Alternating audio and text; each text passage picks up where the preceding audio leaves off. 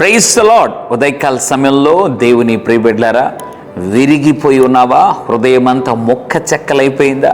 కుటుంబ పరిస్థితులను బట్టి విరిగిపోయావా? సంఘంలో మనసు విరిగిపోయి ఉన్నావా? లేకపోతే దేవుని బిడ్డలారా, మీ వ్యాపారంలో విరిగిపోయి ఉన్నారా? మీ బిడ్డల విషయమై హృదయం విరిగిపోయిందా? దేవుని బిడ్డలారా, ఈ విరిగిపోయినటువంటి అనుభవాలలో పరిస్థితిలో మనుషులు అందరూ మనకు దూరం అయిపోవచ్చేమో కానీ ప్రభు యొక్క లక్షణం ఏంటో తెలుసా? కీర్తనల గ్రంథము 34వ అధ్యాయం 18వ వచనం, విరిగిన హృదయము గల వారికి యెహోవా ఆసన్నుడు. ఎంత అద్భుతమైన మాట! ఎవరైతే విరిగిపోయినటువంటి హృదయం కలిగిన వారుగా ఉన్నారో వారికంట దేవుడు ఆసన్నుడు, సమీపస్థుడు లేదా దగ్గరగా ఉండేవాడు.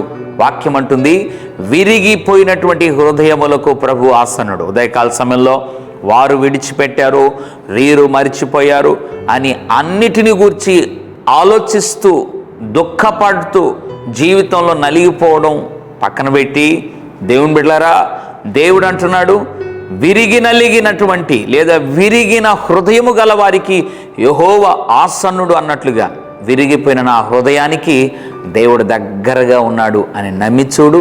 నిశ్చయముగా ఆ విరిగిన హృదయాన్ని దేవుడు తాకి దర్శించి ముట్టి నీకు సమీపస్థుడుగా ఉండి నీ జీవితంలో ఊహకందని అద్భుతాలు ప్రభు చేసి ఆ సమస్యలన్నిటినీ దేవుడు తొలగించి సంతోషించే హృదయాన్ని దయచేస్తాడు. అట్లు నీకు నీ కుటుంబానికి దేవుడు దయచేయును గాక. పరిశుద్ధుడా, ప్రేమగల తండ్రి, నీకు వందనాలు. విరిగిన హృదయము గల వారికి నీవు ఆసన్నుడు అని ఉదయకాల సమయంలో మాట్లాడినందుకు వందనాలు. ఎంతమంది అయితే ప్రభువా విరిగిపోయి ఉన్నారో వారిని జ్ఞాపకం చేసుకోండి. వారి హృదయాలకు నాయన ఇప్పుడే నెమ్మది, శాంతి, సమాధానం, ఉపశమనము దయచేయండి.